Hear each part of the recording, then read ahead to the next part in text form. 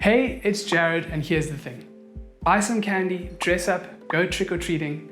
It's Halloween. In just a few days' time, most of the world will be dressing up, going to parties, and handing out sweets to strangers. But have you ever stopped to think, what is the true meaning behind Halloween? So, where did it come from, and how can we as Christians respond? Halloween has been transformed from an ancient tradition to a flashy fright fest. Historians have linked Halloween to Samhain, a Celtic festival celebrating the end of summer. According to Celtic mythology, it is believed that the veil between our world and the spirit world is thinned during this time, making it easier for spirits and souls of the dead to return. People would make offerings and sacrifices, treats, to get on the good side of these spirits, so they wouldn't plague them with tricks during this time. What we see as harmless fun and games carries a legacy much deeper into darkness than we sometimes care to acknowledge. Based on history, Halloween is celebrating death and fear. So we wondered as Christians, how are we going to respond? Yeah, for me to celebrate life is to walk at the call of God for my life, to know what His purpose is. I've got two beautiful daughters under the age of 2.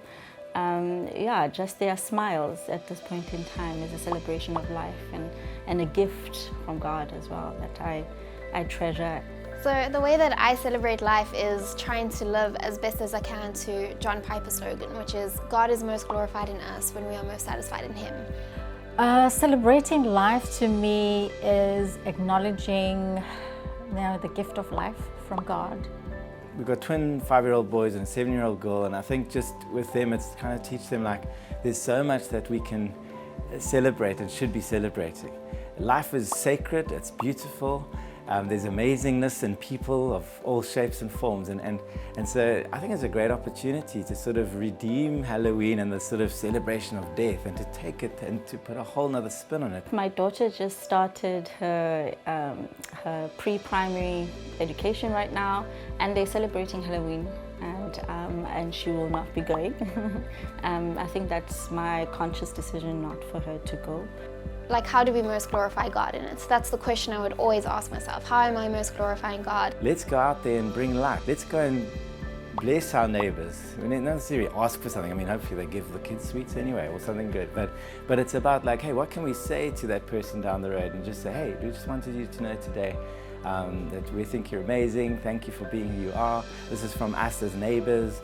That kind of idea we want to instill into our children to say, hey, let's get out there, let's have fun, let's dress up.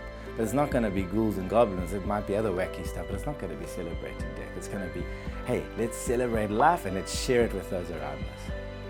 So I think when kids come and knock on our door, which I often do during this time, I think I would take time and engage with them in their eyes and just say that Jesus loves you. So this Halloween, are your actions going to glorify God, or are they going to glorify the dead? We would like to encourage you to celebrate life.